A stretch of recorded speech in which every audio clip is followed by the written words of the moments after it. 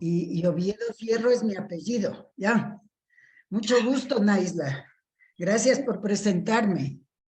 Bueno, Bueno, sí, en efecto, tal como tú lo acabas de decir, la exposición que a mí me compete o que habíamos acordado es cómo tendría que ser las enseñanzas orientadas a niñas, niños y adolescentes, como decimos acá en América Latina, demorándonos un poquito, nombrándoles a cada uno.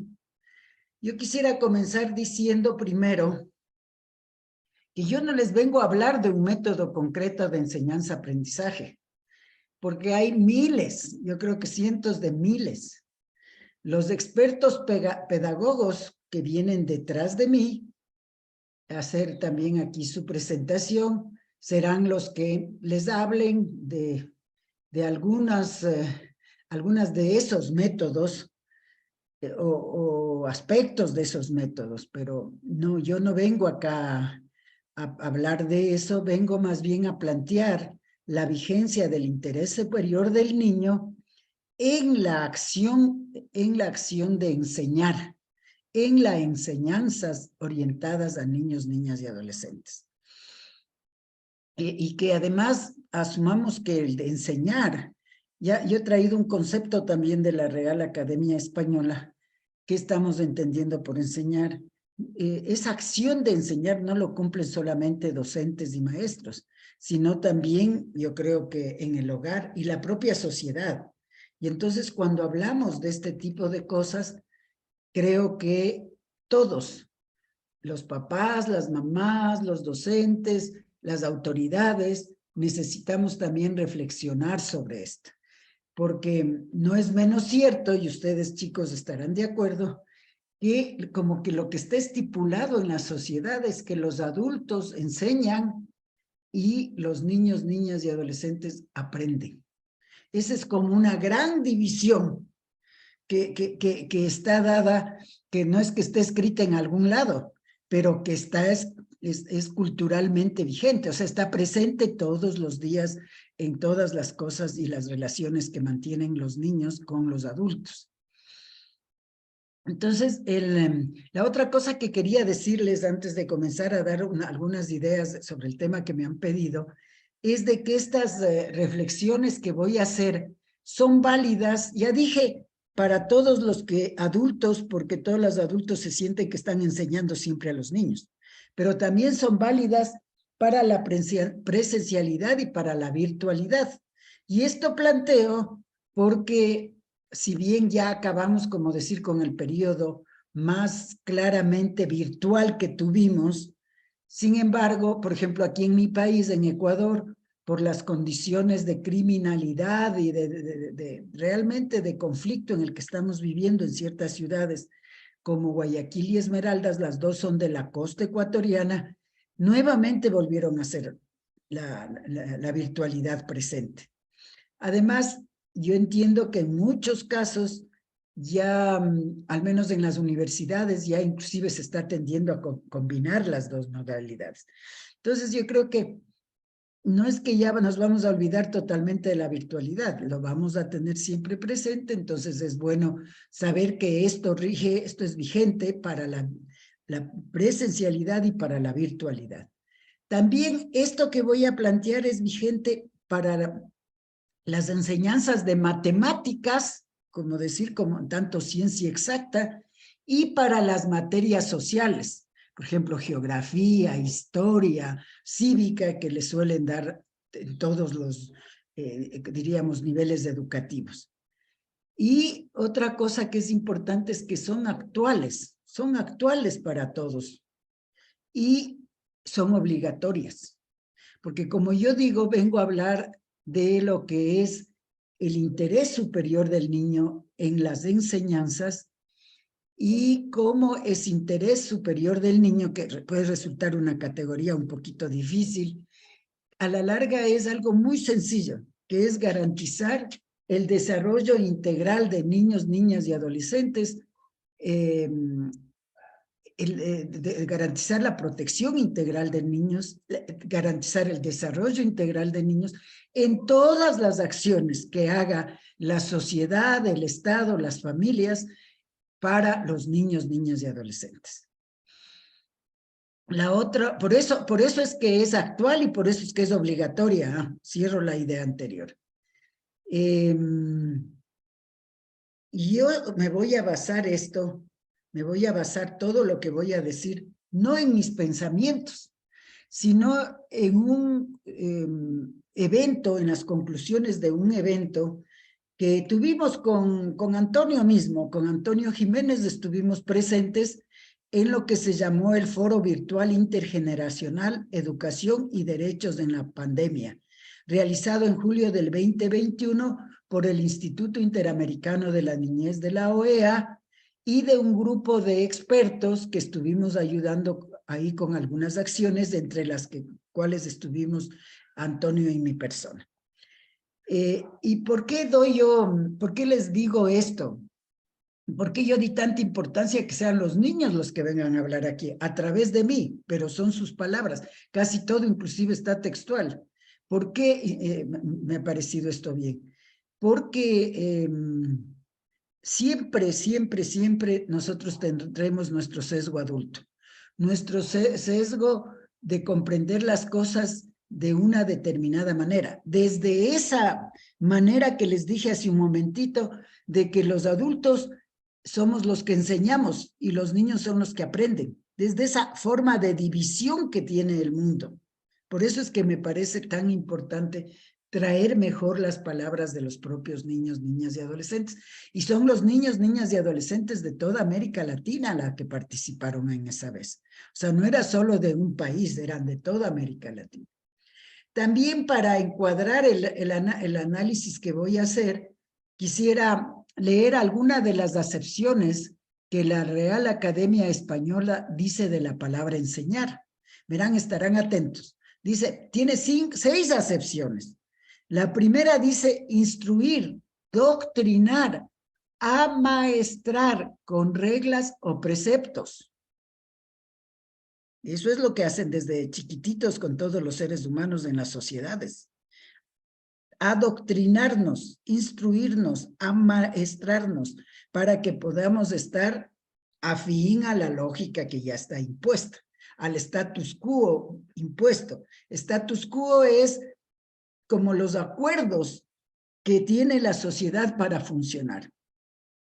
La otra dice dar advertencia, ejemplo o escarmiento que sirva de experiencia y guía para obrar en lo sucesivo. Miren, hay mucha relación entre estas dos primeras. Luego dice indicar, dar señales de algo. La cuarta, mostrar o exponer algo para que sea visto y aprobado, que es una de las formas que siempre utilizamos de la palabra, al menos en el español, enseñar.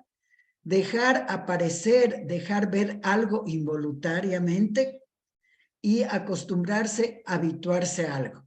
La primera, la segunda y la sexta tienen que ver con ese adoctrinamiento, con ese amaestramiento, con ese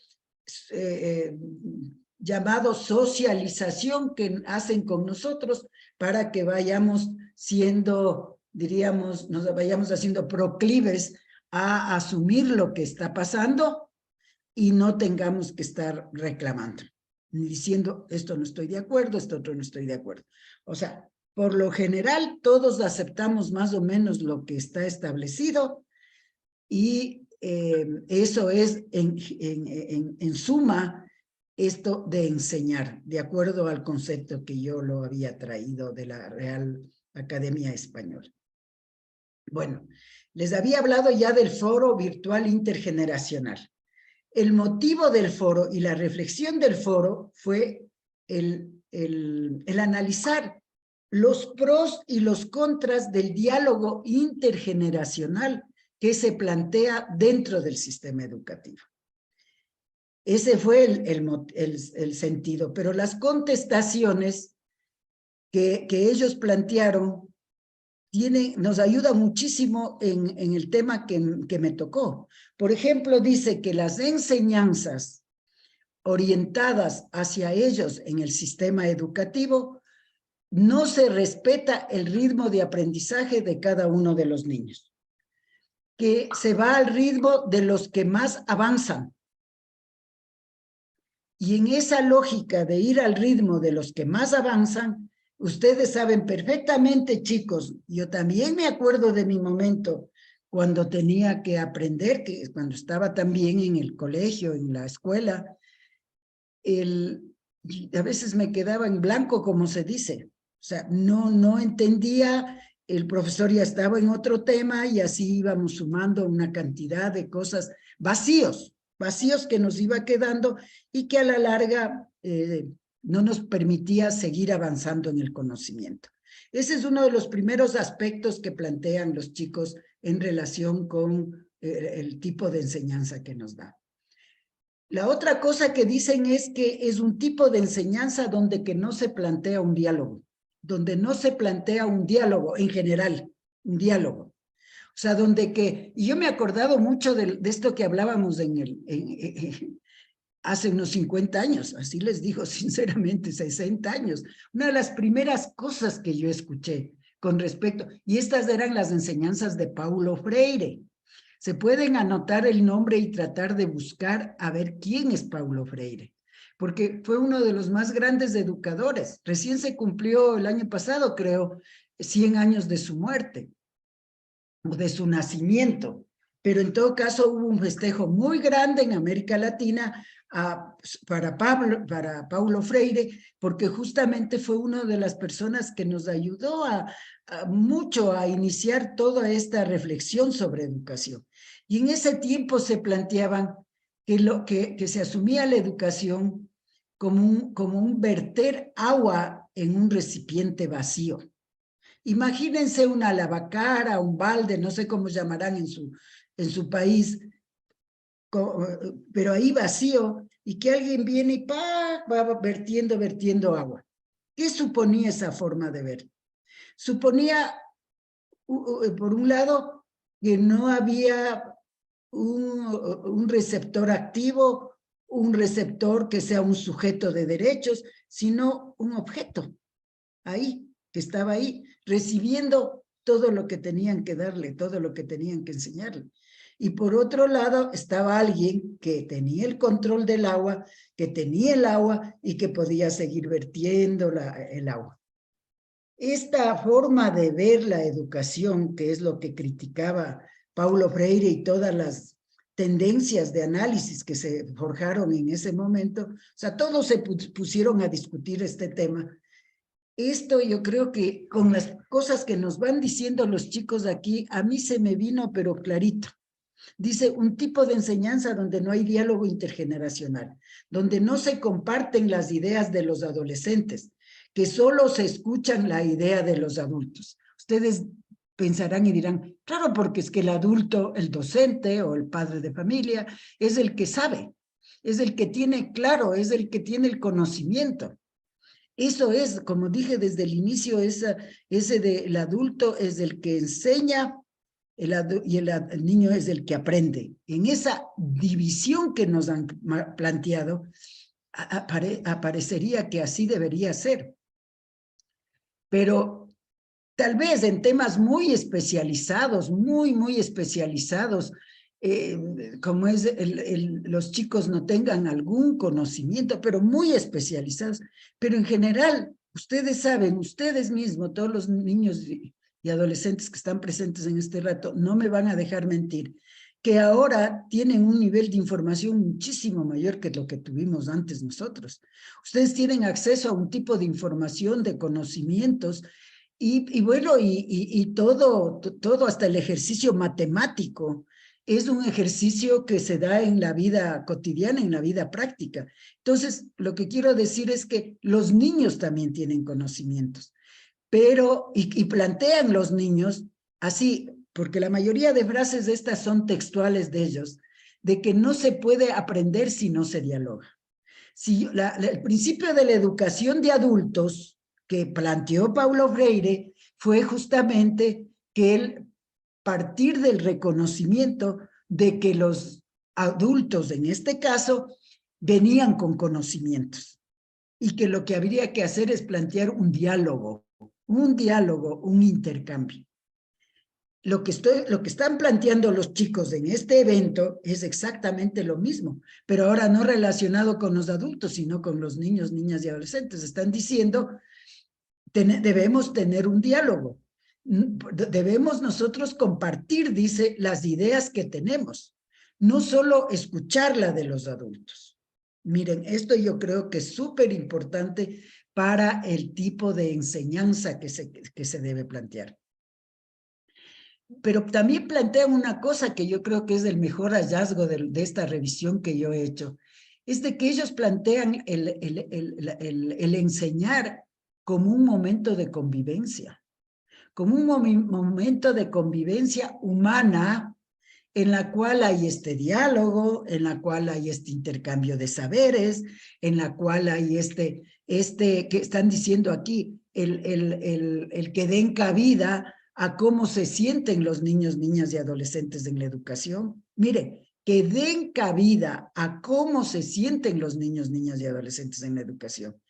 Y los ejemplos que ponían eran relacionados con las preocupaciones académicas que pueden tener, o sea, las preocupaciones de las cosas que no entienden, de las cosas en las que pueden aportar, de las cosas en las cuales no les convenció mucho porque tienen su propio criterio, pero también era referido a cómo se sienten emocionalmente.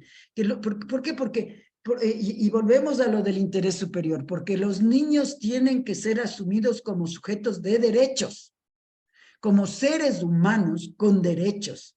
Y en ese sentido, no son alumnos que se sientan en una banca, son niños, niñas y adolescentes que tienen absolutamente todas sus antenitas prendidas en ese rato para aprender todo lo que se les está dando, pero también tienen su sentir, su forma de sentirse, su forma de querer abordar las situaciones que se están dando en ese momento, por ejemplo, en ese mismo momento en el aula, porque puede estar siendo acosado por alguien. Ustedes saben que cuando se está el rato que se está en el aula pueden ocurrir varias cosas que los maestros muchas veces ni se dan cuenta. Sara, Entonces, a eso es lo que asumen estos niños, estos planteamientos.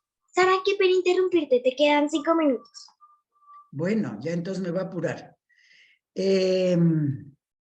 Bueno, la insistencia es en que no se escucha la opinión y la voz de los niños. Y que en ese sentido las autoridades y los propios docentes pierden.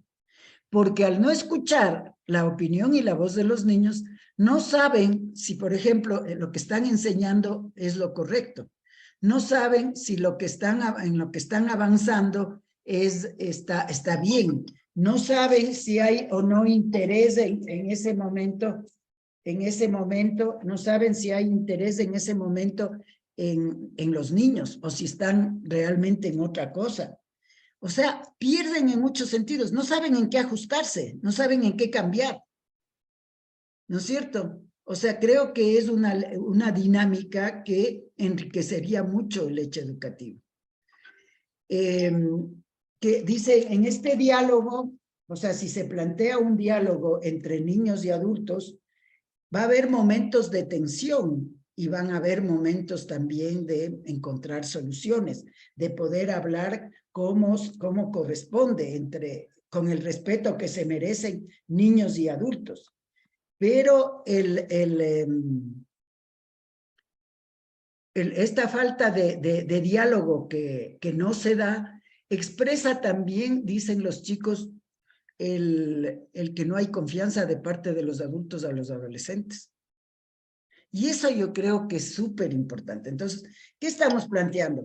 Estamos planteando que hay momentos de diálogo, que estamos en un momento de diálogo, estamos planteando que hay un momento, que hay un momento entre ellos de encuentro, que es una convivencia, que para los chicos la enseñanza es una convivencia, que están dos en iguales condiciones de lado y lado, y están planteando que eso no es lo que siente que pasa con los docentes, que para los docentes lo que se hace es cumplir con esa exigencia que tienen los docentes de enseñar a los niños, pero no de aceptar a los niños, no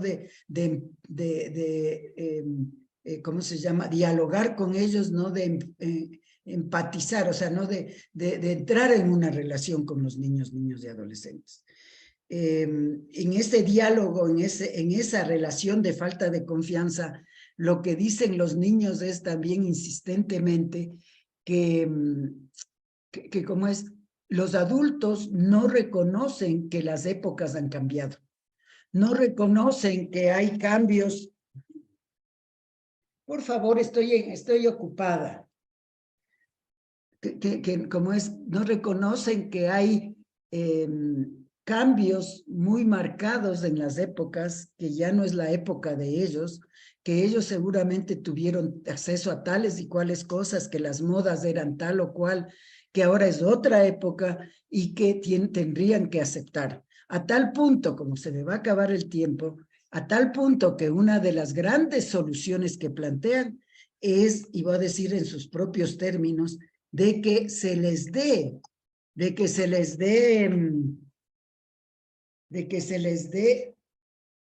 a los niños la oportunidad de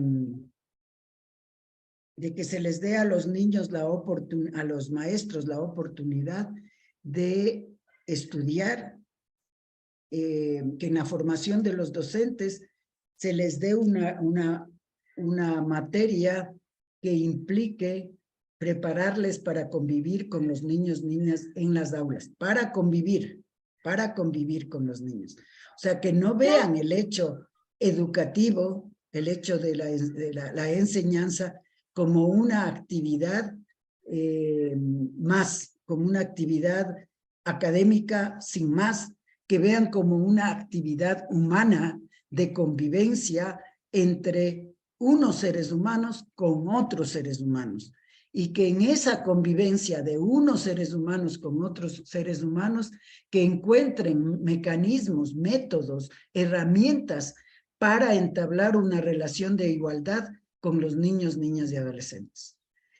A mí me pareció súper interesante esto y no sé qué les habrá parecido a ustedes, pero sí me gustaría oír comentarios.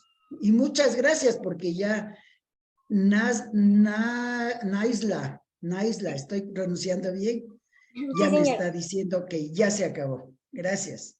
Sí, señora. Sara, pues ya sé que acabó tu tiempo, pero muchísimas gracias por tu participación. Le cedo la palabra a mi compañero Diego. Pues bueno, un feliz día. Le damos la bienvenida a los niños, niñas y adolescentes participantes de la gira con la infancia 2022. Iniciaremos con el equipo Escola con Mimo de Portugal.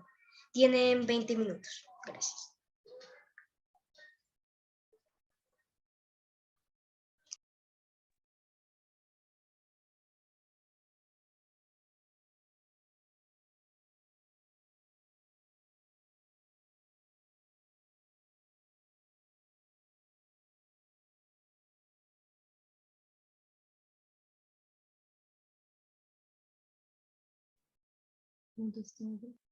Estou a ouvir?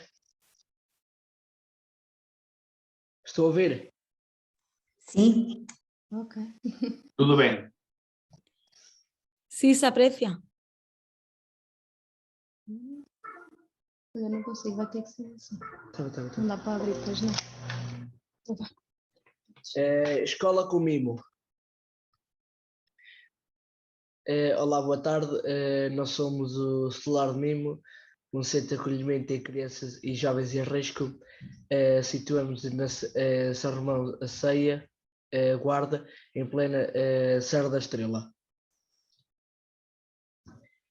Eu e os meus colegas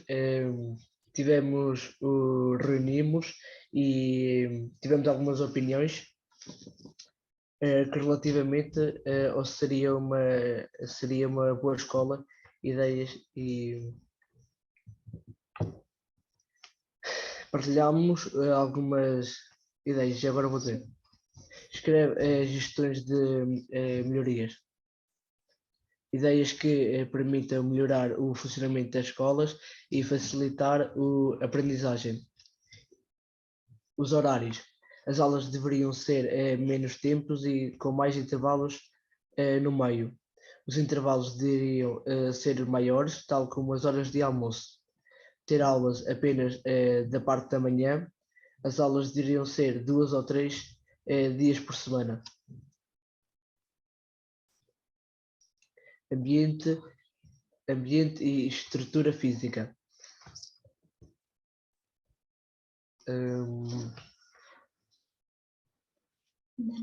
Eu e os meus colegas consideramos que deveria ter salas de aulas maiores e abertas, espaços mais dinâmicos e interlativos, reformular a organização das salas de forma a serem mais produtivas e práticas. Ambiente da escola precisa ser acolhedor, agradável, seguro e com melhores sistemas de aquecimento. Espaços verdes, espaços desportivos e condições para pessoas com deficiência. Metodologia. Atividade em grupos. Aula prática. Debater em sala de aula. Maior flexibilidade e liberdade na escolha de disciplinas. Outro tipo de disciplinas que fossem de encontro com os gostos dos alunos. Alguns exemplos de agricultura e mecânica. Aprender conteúdos relacionados com a vida adulta, a avaliação fosse relacionada durante as aulas por trabalhos práticos ou com consulta, a utilização de meios tecnológicos no ensino. Obrigada pelo vosso apoio.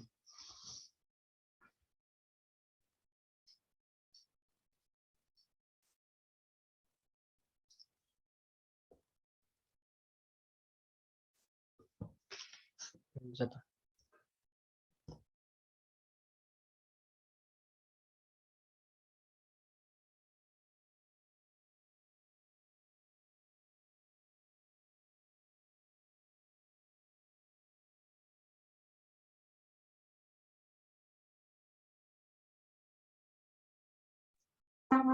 Bueno, pues muchas gracias por tu participación. Le doy la palabra a mi compañera Néstor. Obrigado.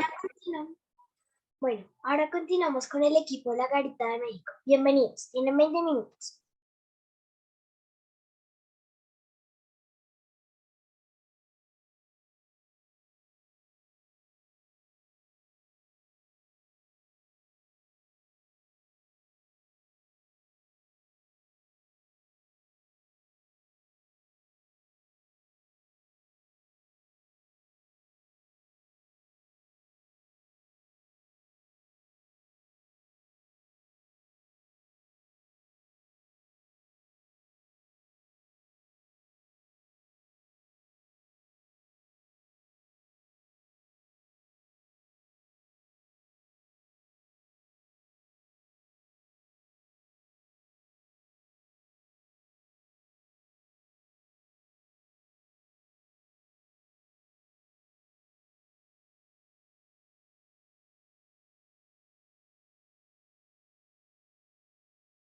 Naila, la Garita de México no está. Pasa al siguiente equipo, por favor. Entonces, y para finalizar la jornada de presentaciones de los niños, niñas y adolescentes de la gira con Infancia 2022, les presentamos al equipo Niños del Cambio Sabiduría que Perdura de México. Tienen 20 minutos.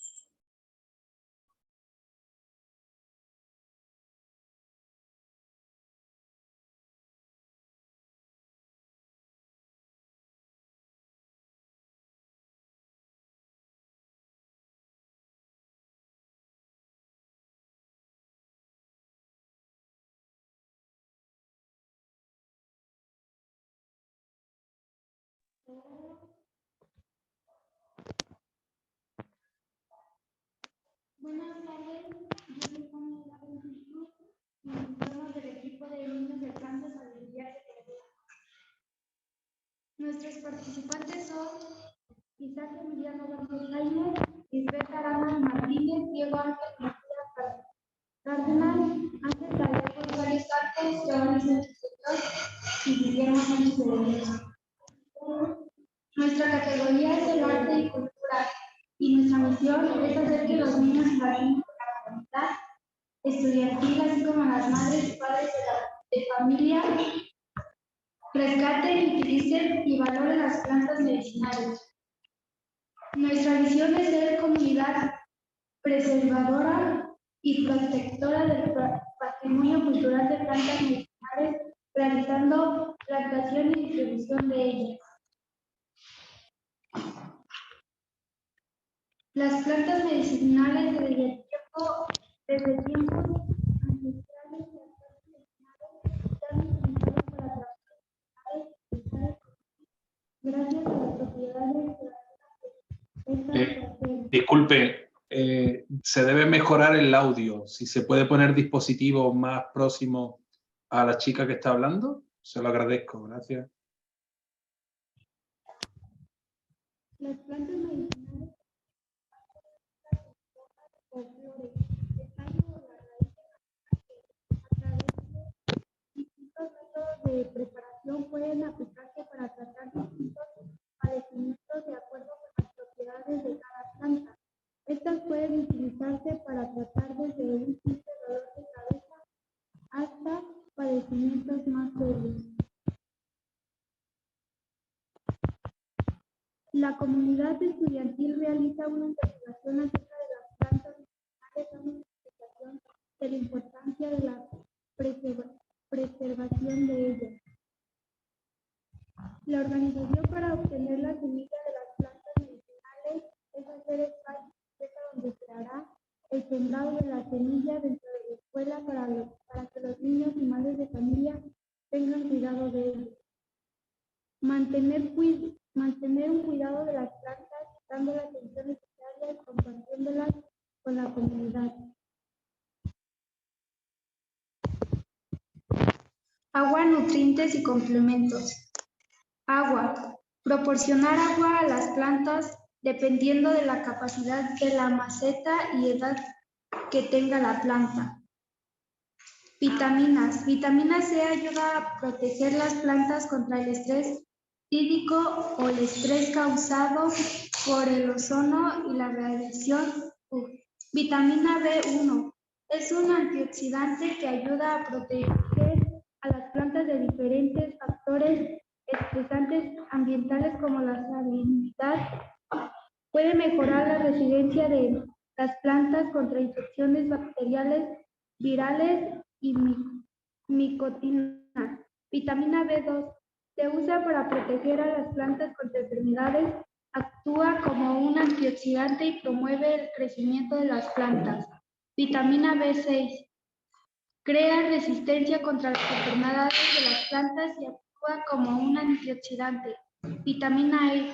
Investigadores de University of Toronto y Chicago State University descubrieron que la vitamina E ayuda en el transporte de agua y nutrientes en temperaturas frías.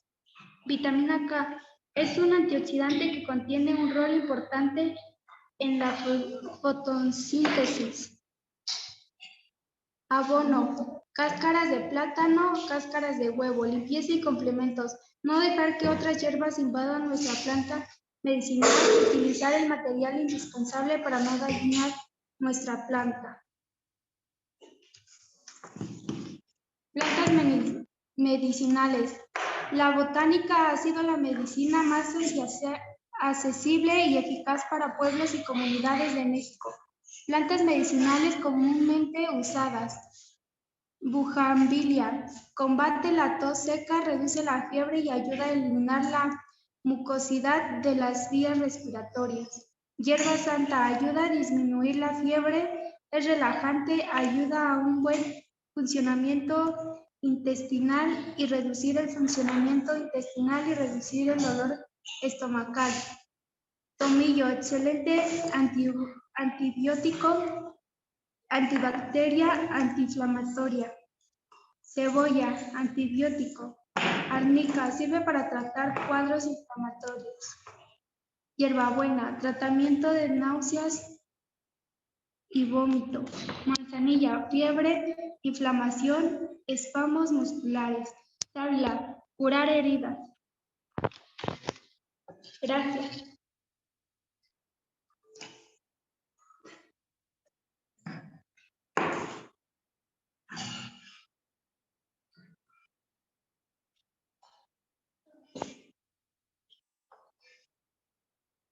Listo. Muchas gracias por compartir con nosotros tus ideas y conocimientos. Le cedo la palabra a mi compañero Diego. Bueno, ahora escucharemos las ponencias de los grupos de investigación y académicos que nos comparten sus experiencias y conocimientos. Recuerden que tienen 6 minutos para presentar la ponencia. Vamos a iniciar con el aprendizaje basado en proyectos y los objetivos de desarrollo sostenible, una alianza para la excelencia en la formación inicial de los docentes de infantil, presentado por Rosario Mérida Serrano, María Elena González Alfaya, María de los Ángeles Olivares García, Julia Rodríguez Carrillo, Miguel Muñoz Moya, Departamento de Educación, Universidad de Córdoba. Tienen 6 minutos. Hola, buenas tardes. ¿Me oí? Diego, ¿me oye? ¿Me oí el resto de compañeros y compañeras? Sí, señora. Muchísimas gracias por la presentación, por tu amable presentación, y muchísimas gracias por que sea un niño ya prácticamente adolescente quien me da la entrada a este momento para compartir. Pues como bien ha leído Diego, queremos hablar en este caso de una metodología de aprendizaje que se llama el aprendizaje basado en proyectos. Y nosotros, nuestro grupo de investigación está interesado en el desarrollo y en la atención educativa de la infancia, pero nos centramos en la formación inicial en este caso, en cómo preparamos a los maestros y a las maestras que posteriormente os darán clase y para ver cómo podemos hacer en clase para que vuestro aprendizaje sea lo más divertido, lo más efectivo y lo más motivador que podamos. Para ello nosotros pues nos tenemos que plantear que tenemos que acercar la teoría a la práctica y lo que ocurre en la Facultad de Ciencias de la Educación, que es donde se preparan los futuros maestros y maestras, y lo que ocurre en las salas de clase que vosotros decís o en la aula que nosotros llamamos.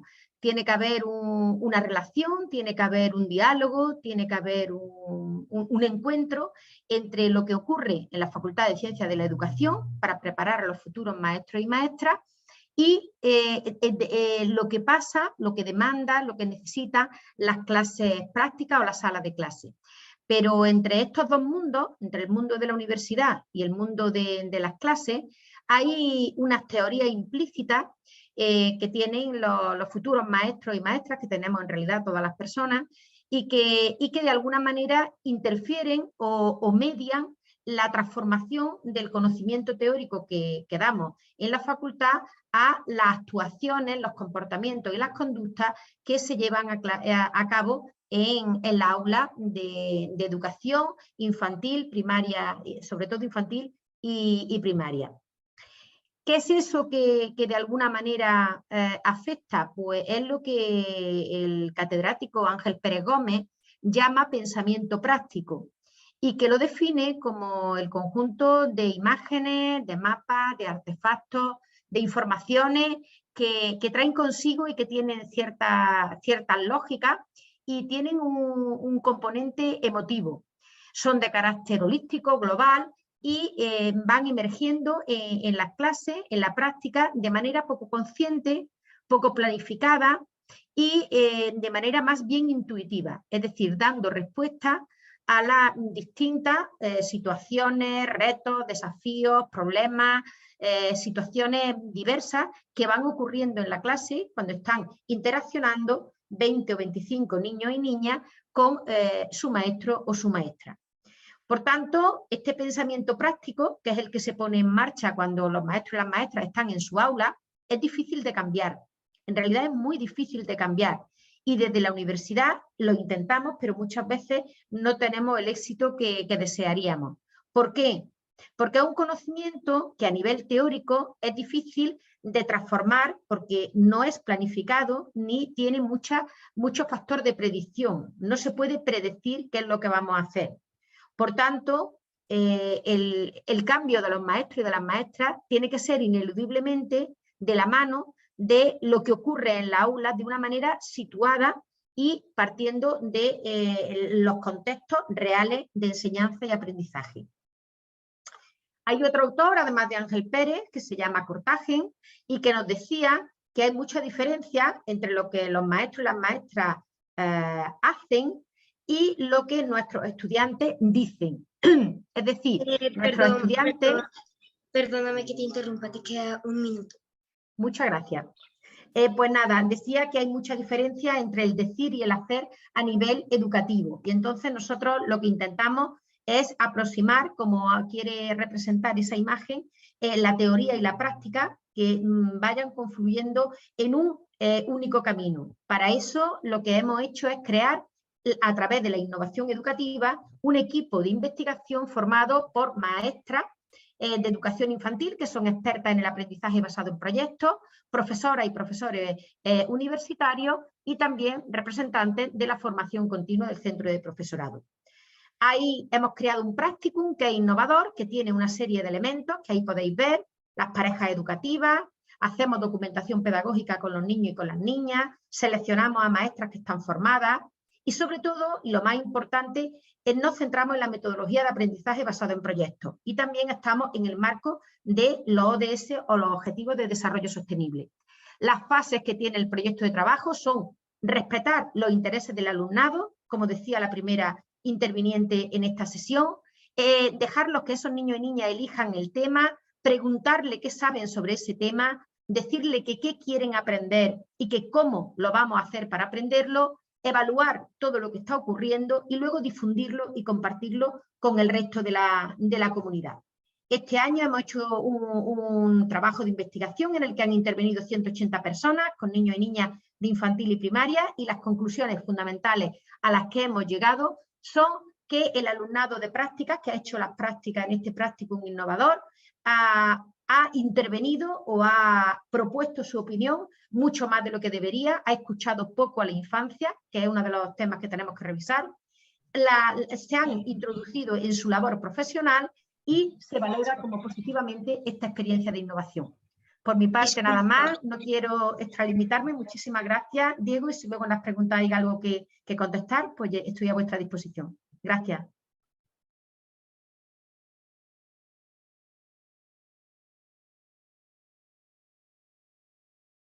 Ya he concluido, voy a dejar de compartir la pantalla. Bueno, pues muy valiosa la experiencia que nos comparten y pues gracias por su participación. Gracias a ti. Listo. Seguimos con formación docente para la innovación presentada por Astrid Carolina Bimbela González, María de Fátima Mendoza Rugel, de López, Sandra Maribel Sosa Hoyos, Universidad Católica Santo Toribio de Mogrovejo, USAT. Tienen 6 minutos.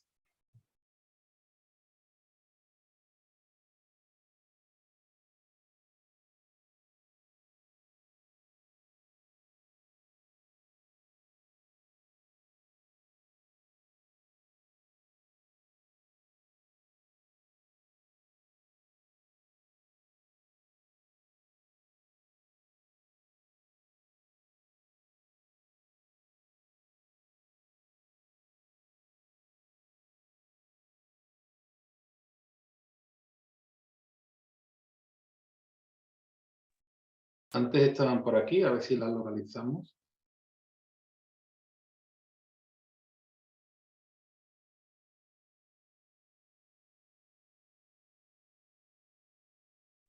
Un momento, que creo que está... Le hemos encendido a panelista, que estaba en espectadores, a ver si acepta la invitación rápido, y si no, yo creo que para no perder tiempo podéis dar paso a la siguiente. En concreto, aunque estaba Astrid Carolina como autora de referencia, hemos localizado a Fátima Mendoza. Si conseguimos que acepte la invitación como panelista, pues luego os aviso. Podéis dar paso a la siguiente, que creo que es Eugenia Lenor, que sí está por ahí ya. Bueno, pues continuamos con la importancia de la regulación emocional en el rendimiento académico y desarrollo educativo de los menores y adolescentes, presentado por Carolina Gómez Fernández, Departamento de Biología IES, Junta de Extremadura, España.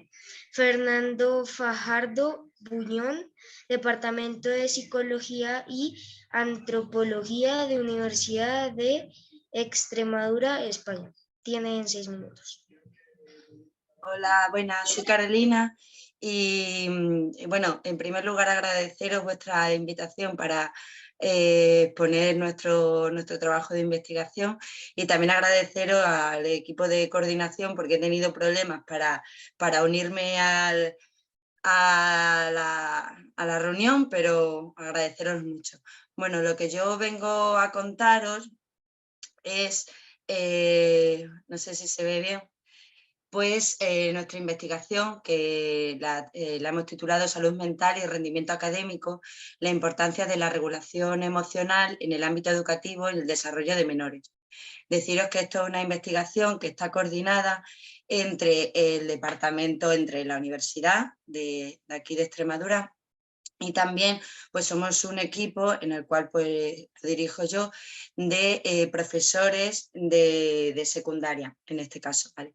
Entre 12 y 18 años principalmente. Entonces, bueno, pues comentaros que primero os voy a hablar sobre el rendimiento académico del menor, posteriormente sobre la importancia que tiene las emociones y la regulación emocional en el menor para un mejor rendimiento académico. El rendimiento académico en general, así un concepto básico, pues son los conocimientos que se adquieren en el ámbito escolar. Y un buen rendimiento académico pues sería un alto aprovechamiento de esos conocimientos, conocimientos que abarcan tanto teóricos como prácticos. Se sabe, y bueno, todos los profesionales que han estado hablando, y como podéis saber, pues que ese buen rendimiento escolar pues depende de muchos factores. Depende, bueno, de un bienestar psicológico, biológico, es decir, pues encontrarse bien en cuanto a la alimentación, el ejercicio físico. También se sabe que limitar las horas de internet y de las pantallas pues también es fundamental para tener un buen rendimiento académico. Al final muchos profesionales coincidimos que tener una óptima salud, y en concreto una buena salud mental es fundamental para obtener un buen rendimiento escolar. Y en este caso nuestra investigación se centra en cómo regular las emociones, en este caso del menor, va a favorecer ese rendimiento académico. ¿Por qué son importantes las emociones? Pues bien, las emociones se pueden definir, digo que es un concepto genérico, como esas reacciones que tenemos, pueden ser intensas, breves, que son subjetivas, ¿vale? Pero que se van a manifestar también pues, en cambios fisiológicos, en cambios del cuerpo, ¿vale? Y modificando también nuestra conducta. Por ello, pues tiene un componente que es la experiencia, es decir, la vivencia sobre esa emoción, las conductas, es decir, nuestros cambios de expresión corporales y faciales, y también cambios fisiológicos, como es la sudoración. Aquí os presento pues, un ejemplo, ¿no?, de niños que se pueden asustar tanto de la oscuridad como de monstruos, ¿vale? Y en cada uno pues, tienen un ejemplo de una emoción que sería el miedo y distintas reacciones y distintos miedos, depende de la persona. Sabemos que las emociones pueden ser negativas, como puede ser pues eso, el miedo, pueden ser positivas, como la felicidad y el amor, neutras, esperanza y sorpresa, o morales, como la vergüenza y la empatía. Pues bien, estas emociones, las funciones cumplen muchas funciones. Puedes tener una función protectora, por ejemplo la del miedo, la de evitar, prevenir acontecimientos peligrosos, comunicativa, como es el llanto del bebé, para llamar la atención, para que la atiendan en sus necesidades, o la exploración del ambiente, como también le pasa en las etapas iniciales, pues la sorpresa por descubrir las cosas. Sea como sea, la importancia de las emociones, al final el objetivo es la supervivencia del individuo. Pues bien, la importancia de regular estas emociones. Tengo que citar aquí a dos referentes, ¿vale? Que en primer lugar Freud, ¿vale? Que ya afirmó que las relaciones entre un niño y un adulto en las primeras etapas de la vida pues serán determinantes en la evolución y el desarrollo del menor. También muy importante citar a Baldwin, que describió en su teoría del apego, describió lo que es el apego, que como un conjunto de vínculos afectivos entre las personas, es decir, esos vínculos que se establecen sobre todo en las etapas iniciales y que va a venir determinado principalmente por las figuras paternas. ¿Por qué os cuento lo del apego? Bueno, pues lo del apego, existen muchos tipos de apego, pero esos vínculos que se establecen en la etapa del menor, en las etapas más iniciales, se sabe... Disculpa, te queda un minuto, perdón por el... Vale. Un buen apego, un buen apego en esas etapas iniciales va a favorecer sobre todo pues que comprenda uno las emociones de uno mismo y las emociones de los demás. Y todo ello va a favorecer la empatía y en este caso la regulación emocional. Y es que esta regulación emocional es fundamental para previamente tener una conciencia emocional, para tener esa regulación de las emociones. Y una vez que se regulan las emociones, pues se sabe que va a favorecer esas relaciones sociales, esa salud mental y que va a mejorar el rendimiento escolar en el menor. Muchas gracias. Pues bueno, muchas gracias por estos conocimientos que nos compartes. Y pues le voy a dar la palabra a mi compañera Nesla. Gracias, Diego. Bueno, seguimos con el duelo en la infancia, afrontar el duelo desde la escuela, presentado por Eugenia Leonor Varela Muñoz, Universidad de Murcia. Tienes 6 minutos.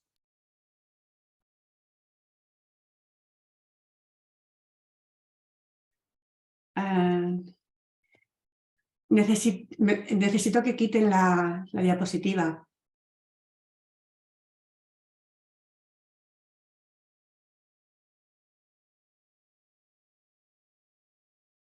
Hola, buenas tardes. ¿Me podéis hacer? Buenas tardes, Naisla. Bueno, pues yo soy Eugenia Barea, soy trabajadora social y desde hace 16 años coordino grupos de duelo y atiendo a personas, tanto adultos como niños, que sufren una pérdida. Y cuando digo que sufren una pérdida, y voy a intentar hablar no tanto para los profesionales que estamos hoy, sino más bien para todos vosotros, se trata de que todos los seres humanos, en un momento determinado de nuestra vida, pues tenemos que superar el que alguna persona a la que queremos se vaya. ¿Podéis ver la presentación? No. ¿No estoy compartiendo? No. Vale, un segundo. Ahora. Ahora sí, ¿no? Bueno, pues la ponencia que yo traigo esta tarde se llama El duelo en la infancia y es cómo afrontar los procesos de pérdidas de seres queridos desde la escuela.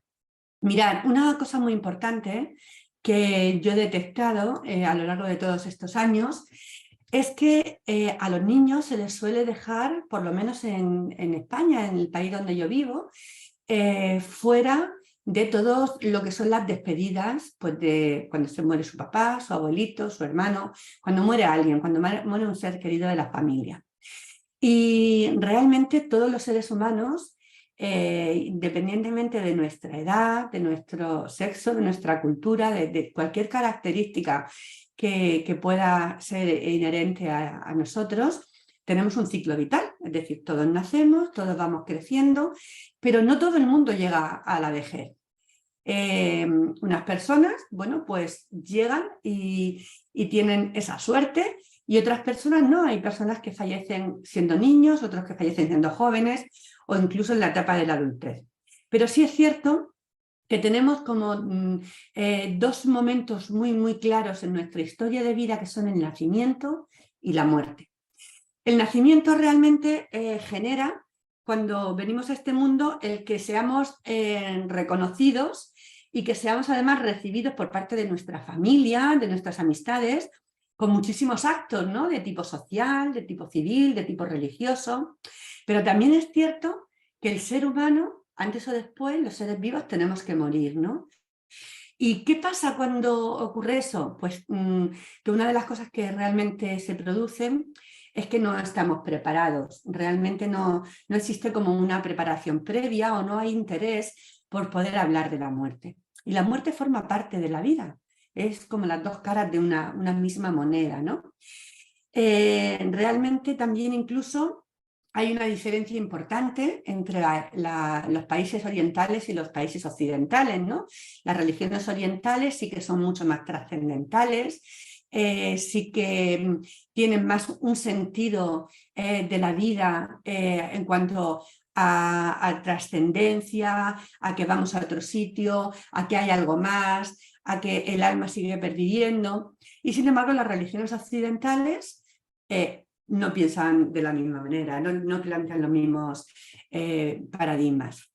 Las religiones orientales además incluyen a todas las personas, todos los miembros de las familias, y además hay como una concienciación, se habla de la vida y de la muerte con mucha naturalidad.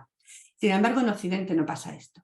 Y tendríamos que preguntarnos qué está ocurriendo, porque realmente la muerte podríamos decir que es algo tabú, y cuando digo que es algo tabú es algo de lo que nadie quiere hablar, de lo que nadie quiere afrontar, es un asunto como relegado, cuando realmente no es algo relegado, sino que es algo muy importante.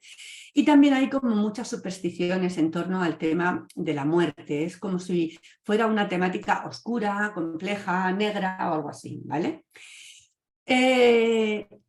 Como os decía, la muerte realmente, al formar parte de la historia de la historia del ser humano, de la historia de las personas, es una cuestión tan sumamente importante que hay que cuestionarse el por qué la evitamos.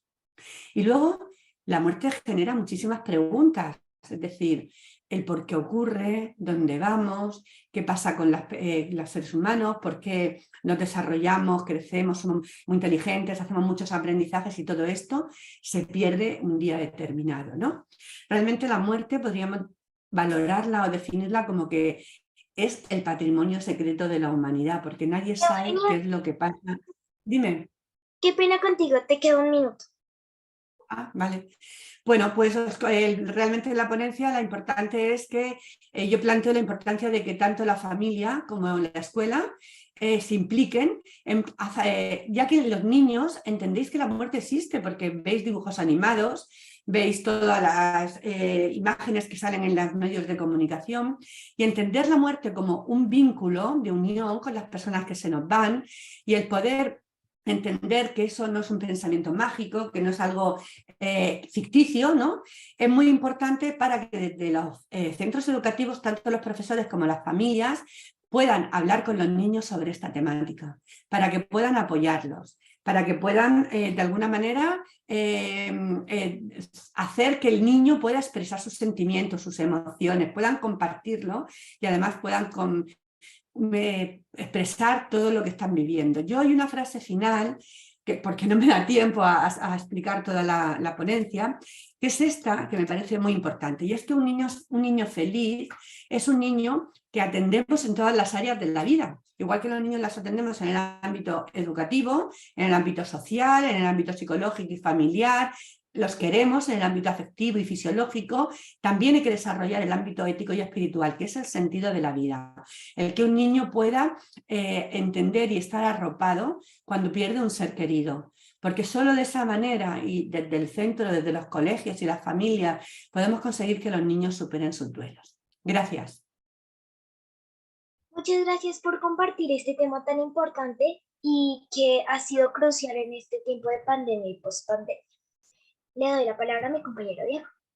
Bien, Neila y Diego, disculpe un momento. Vamos a ver, estamos tratando de darle paso a la sala de panelistas, invitados como panelistas, a los autores de la comunicación, formación docente para la innovación. Nos consta de que al menos Astrid Carolina y María de Fátima Mendoza están como espectadores. Os estamos enviando invitaciones para ascender como panelistas, pero no lo aceptáis.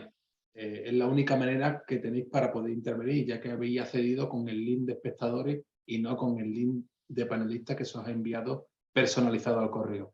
Por favor, aceptar el link para que os puedan presentar Naila y Diego. Gracias.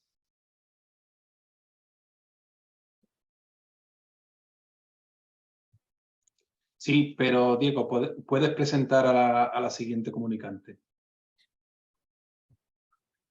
Sí. Bueno, finalizamos con dimensiones socioeducativas para la inclusión escolar del alumno con medida administrativa de proyección presentado por Deive Fernández Simo, Universidad de Vigo, Edgar Correja Campos, Universidad de Vigo, María Victoria Carrera Fernández, Universidad de Vigo, José Manuel Cid, Universidad de Vigo. Tienen 6 minutos. ¿Me escuchas? Sí. Juan. Sí, hola, le escuchamos. Voy a intentar compartir. Si me permite compartir pantalla.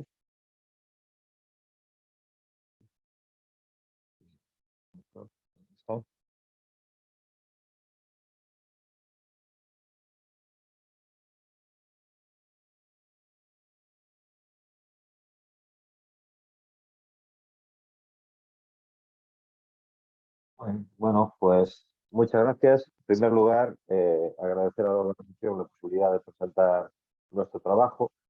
Voy a ser tremendamente breve. Simplemente mencionar que bueno, la línea de investigación que llevamos a cabo en la Universidad de Vigo lo que pretende es visibilizar en el ámbito escolar a todos los colectivos dentro del alumnado que están en una situación de mayor vulnerabilidad. En el caso del Estado español, la verdad es que la atención que se le ofrece al factor social en la escuela pues es verdaderamente deficitario.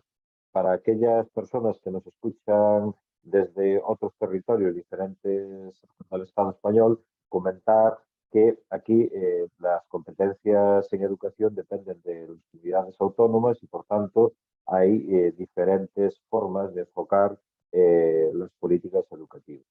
En nuestro caso, la investigación se realiza en nuestro territorio, en Galicia, que es una comunidad situada en el noroeste del Estado español, limitando con Portugal, y lo que tratamos de analizar es concretamente cómo todo lo que tiene que ver con la política de inclusión escolar del alumnado está en el sistema de protección. El sistema de protección es aquel alumnado que por algún motivo tiene una medida de protección, bien sea una tutela o bien sea una guarda. Es decir, que en su unidad familiar de referencia no les se da respuesta a su situación personal y por tanto no se le permite unas condiciones de vida que le faciliten su movimiento vital. La situación de la infancia en protección en la escuela pues es de una auténtica invisibilidad. Esta es la situación que incluso no hay estadísticas de carácter oficial que permitan determinar cuál es concretamente la evolución o permitirnos con exactitud determinar cuál es la evolución de los procesos de inclusión académica en el colectivo. Lo que hicimos nosotros pues, fue hacer determinadas catas. En las catas que observamos había unos indicadores de exclusión escolar que rondaban entre el 80 y el 83%, y en las referencias que utilizamos, concretamente las de la ONG y GACHES, que es la que se encarga del proceso de transición a la vida adulta, con más de 3.680 jóvenes atendidos, a la edad de 16 años, el 80% no tenía superado lo que son los estudios de educación secundaria obligatoria. Por tanto, la situación de exclusión académica del colectivo, pues la verdad es que es realmente. Como les decía, la presente investigación pues, se propone analizar las dimensiones socioeducativas específicas que afectan a la inclusión escolar del alumnado con estudiantes. En este sentido, lo que realizamos son 7 historias de vida de alumnado que está en diferentes recursos del sistema, recursos de diferente tipología, para también contar con una muestra que nos permita observar situaciones diversas. En este sentido, los resultados indican que el sistema educativo no cuenta con recursos que permitan atender de una manera efectiva al alumnado que se encuentra en una situación de dificultad social. Podemos destacar comentarios como: en el colegio no sabían nada de mi situación personal, sabían que iba una educadora por mí, pero nunca se metieron en mi vida, como nos comentaba una joven. La coordinación entre escuela y profesionales del sistema de protección, pues la verdad es que presenta enormes déficits. Y estos déficits, los resultados nos indican que son derivados por la dificultad del propio sistema escolar para actuar en el factor social. En el caso de Galicia, incluso detectamos una circular que prohíbe al propio sistema educativo tener información del factor social, puesto que, según la legislación en protección de datos, entienden que no está dentro de finalidad de la actividad escolar. Y, por tanto, esa coordinación es dificultosa y entramos en una especie de cuestión azorística en la cual esa coordinación depende... Disculpa, te queda un minuto. Un minuto, ok, perfecto. Pues depende de la voluntad de los propios docentes. En todo caso, observamos también déficits en la planificación de los itinerarios escolares, priorizando la inclusión escolar, y también en la ausencia de apoyos económicos para la realización de estudios postobligatorios. En conclusión, el proyecto formativo debe ser una prioridad en la acción protectora. La escuela no puede seguir desentendiéndose de la atención del factor social, porque es imprescindible para facilitar la inclusión escolar de todo el alumnado tutelado. El sistema educativo tiene pendiente incorporar en su práctica la perspectiva socioeducativa y, por tanto, tiene pendiente la incorporación de educadoras y educadores sociales, y sería positivo diseñar una estrategia institucional que, mediante la introducción de educadores y educadores sociales en los centros escolares, iniciase el camino hacia la inclusión escolar efectiva para todo el alumnado. Nada más, muchas gracias. Bueno, pues muchas gracias por este tema que nos ofrece un conocimiento crucial para la sociedad, y le doy la palabra a mi compañera Naisla. Listo. Ahora pasamos a un espacio de compartir preguntas y respuestas. Le damos la palabra a Antonio Jiménez, presidente del SPI. Tienes la palabra, Antonio. Pues muchas gracias, Naila. Bueno, la verdad que, excepto que están las compañeras tratando, están las 3 autoras de una comunicación aquí conectadas como espectadoras, pero bueno, no sé si es que ni siquiera nos escucha porque no hay manera de rescatarla, y para que puedan compartir su experiencia. Es una pena, pero bueno, estas son las jugadas que a veces no sucede cuando utilizamos estas tecnologías. Bien, pues bueno, en el primer día, en la primera sesión de este congreso, son 7, teniendo en cuenta la clausura de Gira con la Infancia. La verdad que bueno, que han sido muy enriquecedoras todas las aportaciones, las visiones, vamos a tratar de mejorar sobre todo lo que es el audio. En algunos casos pues se pierde el objetivo del congreso si no se escucha realmente lo que se está diciendo, pero yo creo que en este panel o seminario en concreto ha habido bastante información para poder establecer ahora un rico debate. Para eso tenemos a la compañera Natalia Blum, creo que he dicho bien el nombre, ¿no? Por lo menos está así. Sí. Sí, Natalia, es Brunet mi segundo apellido, pero pongo Brunet, ¿cómo cambiarlo? Pues Natalia Brunet de la Universidad de Málaga, ¿verdad? Sí. Que creo que es el segundo año también que participa con nosotros, y este año además pues participa en la organización como colaboradora de este debate, que esperemos que sea, vamos bien de tiempo, así que bueno, vosotros tenéis la palabra para poder compartir todas aquellas ideas que Natalia vaya exponiendo. Ella va a moderar un poco el debate y bueno, nada más. De nuevo, muchas gracias a todos, a todas por contribuir una vez más. Sé que muchos de los presentes estáis repitiendo. Esperemos que continuéis con nosotros, porque bueno, esto al fin y al cabo, como decía en el primer seminario, va más allá de un evento meramente académico y científico, sino que, como bien sabéis, detrás hay un gran proyecto social. Pues nada, Natalia, tuya la palabra. Buenas tardes a todos, ha sido un placer escuchar todas las exposiciones y en especial agradecer a los niños que estáis participando, que lo estáis haciendo genial, súper profesional, cómo moderáis, cómo estáis llevando el seminario, vamos, es admirable.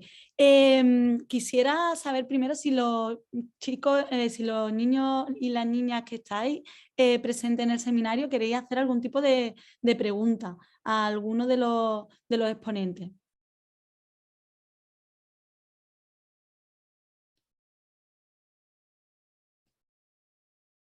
¿No queréis ninguno, no tenéis ninguna cuestión?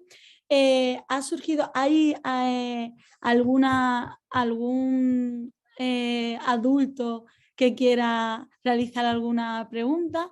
Estoy mirando aquí en el panel y sí, para Eugenia tienen una pregunta y es cómo se le comunica a los niños y niñas la pérdida de un ser querido. ¿Cómo podemos acompañarles en ese proceso? ¿Podrían mencionarnos técnicas o consejos para este tipo de situaciones? Gracias y un saludo. Eugenia, si puedes explicarnos y contestar a las preguntas, por favor.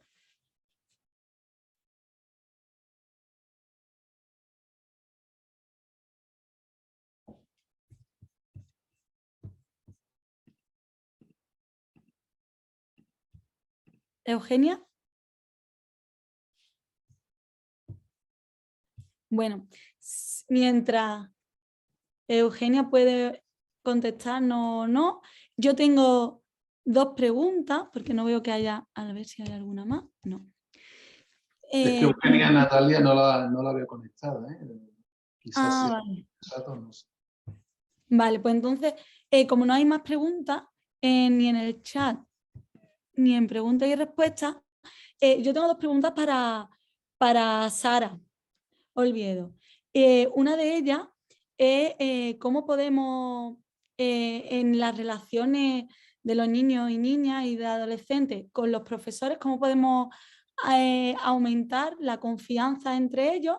Y otra pregunta es que, como has comentado, me gustaría ver si pudieras profundizar por qué hay que dirigirse a los niños, niñas, ¿no? y adolescentes de esta forma y no llamándolos menores por ser peyorativos. Si nos puedes profundizar un poco en este comentario. Gracias, Natalia, por las dos preguntas. Referido a la primera, yo pienso que es muy difícil dar una receta en relación con cómo aumentar la confianza, pero sí estoy segura que si se acercarían más humanamente a los niños, más como seres humanos, y estoy segura que muchas de las docentes que están aquí en este evento sabrá exactamente lo que estoy diciendo, porque de parte de ellas, de muchas, porque nunca es una realidad tan radical, ¿no? Sí, hay muy buenos maestros, hay muy buenas maestras, y sabrán que lo que se necesita es hacer un acercamiento humano.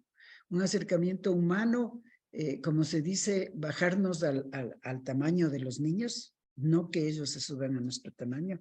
A mí me gusta mucho esa forma de decirlo, bajarnos a su tamaño y ser y estar cerca y ser amigos y ofrecerles amistad y ofrecerles cercanía humana, que es una de las cosas que menos estamos haciendo ahora, no solo en esa relación que estamos hablando, sino en general. En general estamos como todos, cada quien con su cosa, con sus problemas, con sus alegrías, con todo, pero cada quien por su lado, ¿no? Entonces, pero como digo, los chicos reclaman convivencia, reclaman que confíen en ellos, que esto también que me ha llamado mucho la atención porque está varias veces puesto, es el hecho de que acepten que las épocas son diferentes, que acepten que ya las verdades que ellos tuvieron ya no son las verdades de los adolescentes. Por ejemplo, eso yo creo que sería muy, muy importante tomarlo en cuenta para contestar a tu pregunta. O sea, confiar es mirar a la otra persona, es respetarle, es considerarle, es asumir que tiene sus propias necesidades, sus propios requerimientos, sus propios intereses. Y eso nos cuesta mucho a los adultos con relación a los adolescentes particularmente. Y en el análisis que yo estuve revisando y que tomé buena parte de esto, una cosa que plantean es, extienden estos pedidos que están haciendo, no solo para los docentes, sino también para sus familias, y también para el conjunto de la sociedad. O sea, que la sociedad no les vean como los problemáticos, como los complicados, porque todas las sociedades tendemos a hacer eso. Y nosotros adultos que fuimos adolescentes también algún rato y que sentimos también ese trato y todo lo demás, es bien complicado que volvamos a repetir lo mismo que nos hicieron a nosotros. Eso por un lado. Y gracias por topar el tema de por qué no llamar menores. A ver, yo daría una explicación un poco más, por los chicos, yo daría una explicación un poco más sencilla que la que suelo dar, pero la palabra menor, ¿a qué nos lleva? ¿Qué nos hace qué nos trae la palabra menor? Solo si la escuchamos. Menor es en relación con alguien mayor, así comparativamente. Menor es alguien que no está, como decir, en condiciones, no tiene la preparación, las capacidades necesarias como para entrar en una relación de igual a igual con otro. En todo caso, y pasándome a una cosa un poquito más compleja, el término menor fue acuñado en lo que se llama la doctrina de la situación irregular. Esta doctrina de la situación irregular que trataba a la larga de justificar de que por qué los niños, niñas y adolescentes pobres, casi siempre tenían problemas luego con los delitos, tenían problemas luego con la mendicidad, con todo eso, como justificar que el Estado debe tutelar a esos menores y el Estado debe actuar para que ellos no entren justamente en el mundo del delito y todo lo más. Ser una forma muy injusta de mirar a esos niños que nosotros sabemos ya perfectamente no tienen ellos la responsabilidad de la situación que viven. Los niños que están en las calles, los adolescentes infractores, generalmente son producto de una situación económica y social que nos aqueja a todos, pero que ellos están en menos condiciones de responder, porque generalmente se han quedado hasta sin familia. Entonces, sí es una cosa muy peyorativa. Nosotros en América Latina llamamos demorándonos un poquito niñas, niños y adolescentes. Y hemos ido poco a poco desterrando el uso del término menor. Yo sé que en España, que son la mayoría de los que están en este rato en la reunión, es un término en cambio bastante legitimado, bastante utilizado, bastante y que cuesta, porque hasta las mismas leyes tienen ese término. Y entonces cuesta mucho un cambio. Nosotros ya cambiamos de ese término, acá radicalmente lo cambiamos, creo que de todas las leyes, y cada vez más vamos insistiendo en eso. Solo abogados que se han formado así como con cosas muy tradicionales académicamente hablando, que no hablan de niñas, niños y adolescentes. Eso sería, Natalia, mis contestaciones. Pues muchísimas gracias porque la has explicado muy bien. Ha sido genial escucharla. Bueno, pues yo no conocía personalmente porque efectivamente, como dice, en las leyes y en todos los informes que leo aparece, porque mi tesis doctoral es sobre adolescente, aparece el término menores y aquí pues lo tenemos normalizado. Así que muchas gracias por la explicación. Quería comentaros al resto de los comunicantes y bueno, a usted, Sara, si quieren participar y preguntar a otros comunicantes alguna duda que le haya surgido al escuchar sus exposiciones. Tenemos tiempo de sobra, así que adelante si alguno o alguna quiere participar. A ver, en pregunta. Veo en pregunta y respuesta que Mila dice, no es tanto una pregunta, más bien una preocupación importante que tengo, y es el modo de trabajar con los niños y niñas, la motivación, el fomentarles el interés por las cosas cotidianas y no solo lo que ven y aprenden por las redes sociales, móviles. No sé a quién puede ir dirigida la pregunta, imagino que a ver, la regulación en el rendimiento académico quizás, o en la inclusión escolar. Si algún exponente quiere contestar a la pregunta de Mila.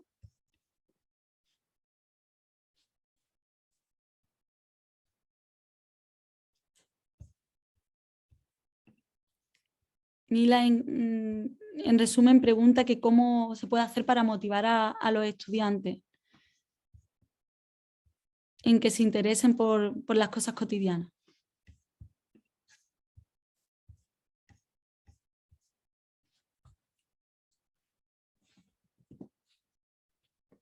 Bueno, a mí, si me lo permitís, sí que me gustaría hacerle una pregunta a los niños del cambio, ¿vale? De México, que han expuesto, la verdad que la segunda parte ya sí se ha oído mejor, al principio como que costaba un poco de trabajo, que han hablado sobre un proyecto, ¿no? de plantas y demás. Pues me gustaría que, bueno, que sin mirar al papel, ¿no? Donde lo tenían redactado para poder explicarlo bien, pues que dijera en el fondo qué es lo que ellos han aprendido verdaderamente, que había aprendido la chica, sobre todo la chica que estaba hablando, si algún compañero que está con ella quiere decirlo, que ha aprendido verdaderamente de este proyecto en el que han trabajado con plantas, no sé si también, bueno, creo que era más plantas de tipo medicinal y demás, ¿no?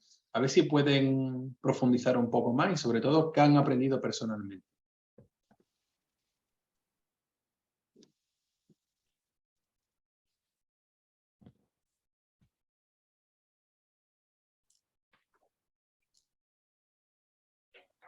Bueno, lo que nosotros hemos aprendido es que las plantas son muy importantes, ya que nos ayudan a curarnos de un malestar y son sobre la cultura.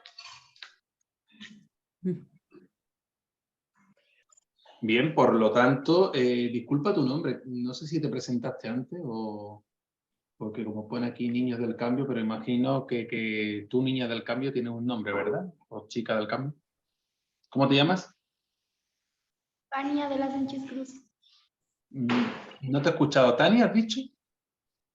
Fanny Adela Sánchez Cruz. Fanny, ¿verdad? He querido escuchar, sí. Vale, bien, Fanny. Precisamente el año pasado, este congreso se llamaba Construyendo Juntos una Escuela para la Vida. Esto quiere decir que Me voy a poner yo también, para que vea quién te está hablando, ¿verdad? Y yo te veo a ti. Bien.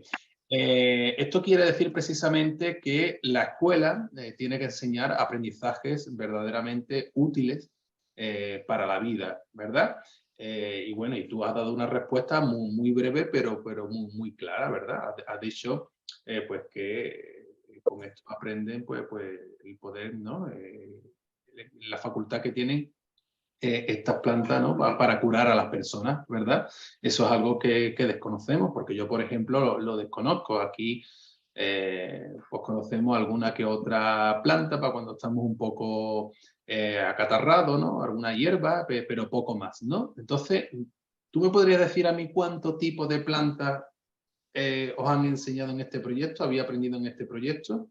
Y si me dices, por ejemplo, 2 o 3, ¿para qué sirven en concreto?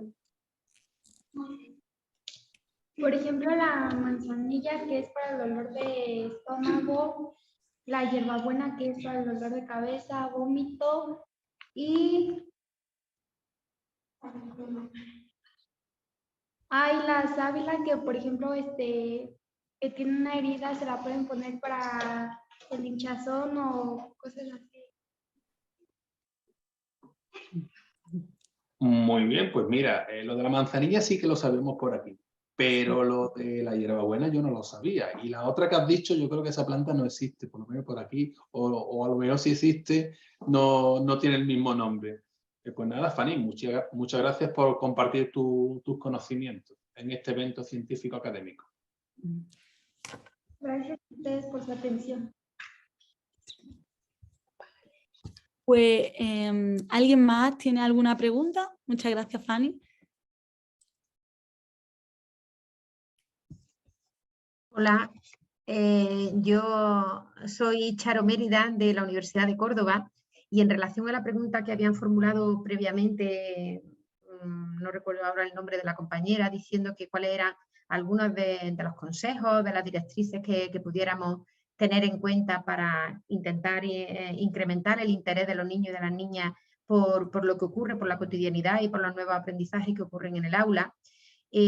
Nosotras, el equipo de investigación que tengo la suerte de coordinar, estamos analizando cuáles son las buenas características, los rasgos que definen a los docentes y a las docentes excelentes. Y en ese sentido, pues hay una serie de no recetas que no son aconsejables ni nada útiles a nivel educativo, pero sí que dimensiones o características que debemos tener en cuenta a la hora de incrementar la motivación y el aprendizaje de los niños y de las niñas. La investigación es interesante porque se recogen, tal y como estamos diciendo a lo largo de la tarde, aquí en España, tarde-noche, todo lo que son las voces de esos niños y niñas realmente respetándolos. Porque claro, reconocer el derecho de los niños y niñas es reconocer su derecho a participar, a expresarse y a decir sus opiniones. Entonces ellos y ellas dicen que sus docentes mejores son aquellos que tienen una relación afectiva con ellos, que tienen un talante optimista, que tienen un talante alegre, que tienen un talante cercano, que tienen un talante de confianza, que lo escuchan y que realmente pues le transmiten el cariño y la preocupación y el interés que sienten por ellos y ellas. Y además son maestros y maestras que crean un ambiente en el aula seguro, que crean vínculos afectivos, como decía la compañera, que crean ambientes confortables, amables, en los cuales pues, se pueden expresar las emociones sin temor a ser ridiculizado o sin temor a ser juzgado o sin temor, sencillamente, cada quien expresa desde su diversidad y desde su diferencia y desde su particular manera de estar en el mundo cómo se siente. Y también utilizan, pues unas metodologías que son activas y que realmente ponen a los niños y a las niñas en el centro de sus procesos educativos. Pero esto, que lo hemos dicho por lo menos en los diferentes contextos científicos, de la comunidad científica miles de veces, a veces cuesta trabajo que se traduzca en las prácticas reales. acompañarlos y ser realmente estimuladores de su aprendizaje, no querer decirle, bueno, pues en ese concepto de enseñanza que comentaba la compañera que me ha precedido en la palabra, ¿no? De querer como adulto enseñarle todo, entendiendo que ellos no saben nada y nosotros lo sabemos todo, sino de una manera mucho más interactiva, mucho más cercana a ellos y ella y respetar sus intereses.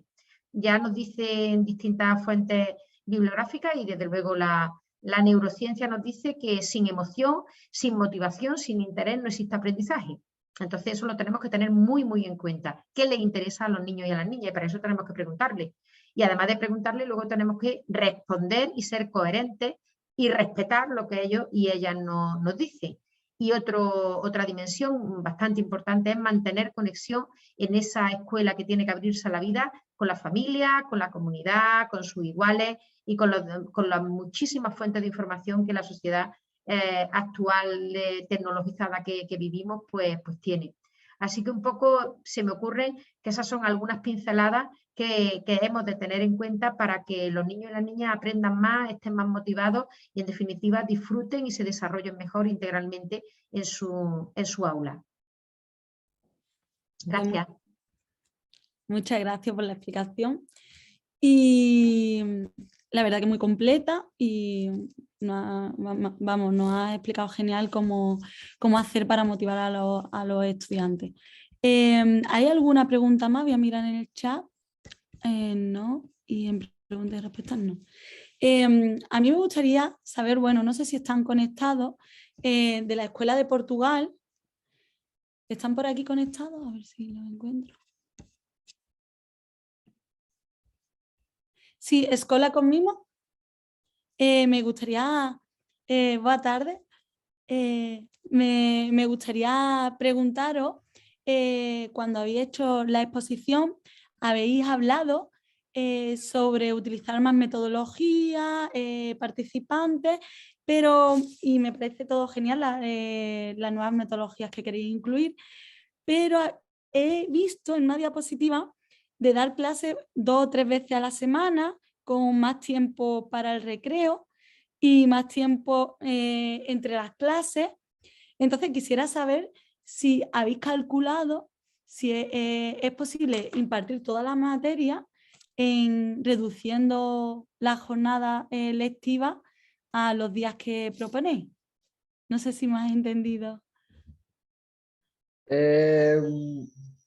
Assim, nós queremos o nosso melhor para nós conseguirmos estudar para a aprendizagem e, como os meus colegas tiveram a dizer isso, que fizemos uma reunião, nos juntámos-nos para debater essas opiniões que nós tivemos e porque, por exemplo, para aquilo que nós temos para as aulas serem só de manhã, para depois à tarde, por exemplo, termos mais tempo para fazer, por exemplo, trabalho, uma atividade física ou assim, por exemplo, o futebol, o vôlei, a natação, ou então aulas mais físicas, porque nós, os jovens hoje em dia, não gostamos muito de estar sentados numa cadeira e estar sempre a ouvir o professor, né? Então, mais aulas mais físicas, se pudermos, para nos divertirmos, ao mesmo tempo aprendermos e divertirmos os dois ao mesmo tempo. ¿Y qué idea darías tú para explicar matemáticas de una forma más divertida? Por ejemplo, ¿lo debatisteis en estas reuniones? Por exemplo, de vez estamos ali no caderno, estamos a fazer umas contas, porque não contarmos como pessoas? Por exemplo, uma pessoa, 2 pessoas, 3 pessoas, 4 pessoas, 5 pessoas, até chegarmos a um número que esteja lá, por exemplo, 500 pessoas. Isso seria mais divertido e aprenderemos, se calhar, mais fácil. Muy bien, pues muito obrigada. Nada. Muchas gracias. A ver si hay más preguntas. Pues por ahora no, nadie, Antonio, nadie más quiere preguntar. Bueno, decir que Escola con Mimo son los anfitriones de la próxima gira presencial, después de 3 años de pandemia. Por fin volveremos a la gira en su formato presencial del 1 al 10 de septiembre en Portugal, con sede central en Seia. Así que, bueno, los chicos de Portugal, pues ya veis que son muy internacionales, que están estudiando ya idiomas para podernos recibir. Y bueno, se me olvida poner la imagen. Bueno, yo agradezco verdaderamente el esfuerzo que se hace, ¿no? Para estar, tanto los colegas de Latinoamérica, bueno, sobre todo los colegas, los niños, ¿no? Que están en horario de clase, los profesores que se ocupan de coordinar estos equipos, no solamente ahora, sino el trabajo que hacen a lo largo de la semana, todos los colegas académicos que estamos aquí en esta tarde, noche ya, que casi que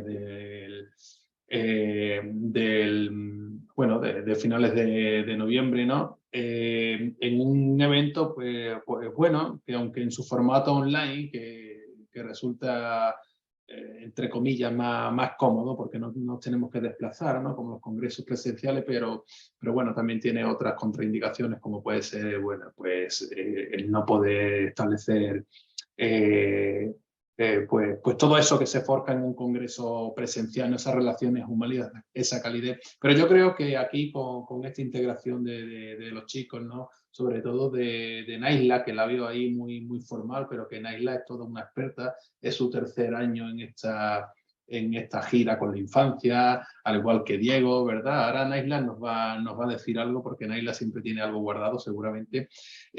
Pues yo agradezco a todos, la verdad, el esfuerzo por sobre todo humanizar más estos eventos, ¿no? Que a veces pues hasta para nosotros mismos, ¿no? Los académicos resultan insufribles, ¿no? Bueno, pues a ver si somos capaces, Naisla y Diego, que sois pues los moderadores y quienes vais a cerrar este segundo seminario, a ver si somos capaces bueno, aunque sois moderadores, y me consta de que vaya a participar, o ya no sé si tú, Naisla, va a participar en uno de los eventos. ¿Tú sigues con tu grupo de latido llenaísta o ya? Sí, ¿verdad?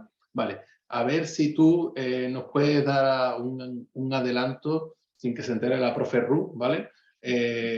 Bueno, de qué estáis haciendo ahí en las escuelas de Bogotá. A ver, y tú, Diego, también.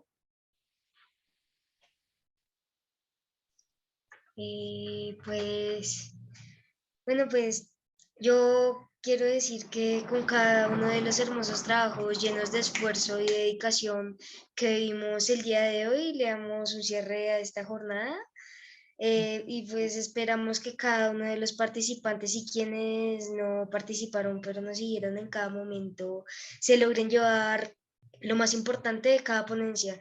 Espero que todos tengan una feliz mañana, tarde o noche, dependiendo del lugar que se encuentren. Gracias.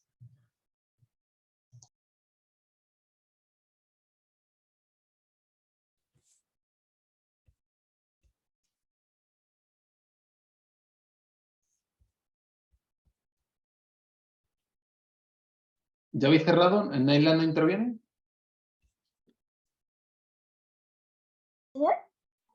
Vale, ya habéis cerrado, ¿no, Naisla? ¿Tú ya no tenías que hablar más? Pues Bueno, tú te guardas tu intervención para el día que te toque. Y además, como esto va a ser grabado, aquellos que no puedan asistir te pueden ver en cualquier momento, ¿vale?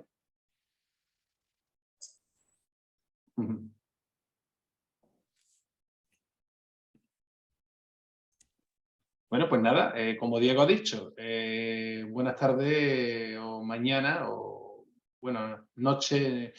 No, ha habido años que hemos tenido colegas del África subsahariana, quizás allí un pelín más de, bueno, aquí también en España es de noche, ¿no? Pues sí, pues vale todo lo que has dicho, Diego. Buenos días, buenas tardes, buenas noches, según el lugar en que os encontréis. Y nada, seguimos, aunque ya vuestra intervención quizás haya finalizado con este seminario, no sé si tenía alguna más, hay colegas que tienen 2 o si tenía alguna en el formato en vídeo, Pero no obstante, ya sabéis que estáis siempre invitados, tenéis el acceso directo a cualquier seminario para que cualquier día, pues, de los que restan, pues podáis participar también desde el público, haciendo preguntas, sugerencias o lo que queráis. Muchas gracias y que tengan una feliz tarde y resto del día.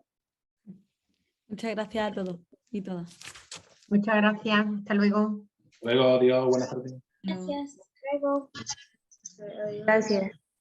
Gracias. Hasta la mañana. Gracias. Gracias. Chao. Gracias. Gracias, Chao, adiós. mucho gusto. Adiós. Gracias. Chao, Diego. Chao, Naila. Chao.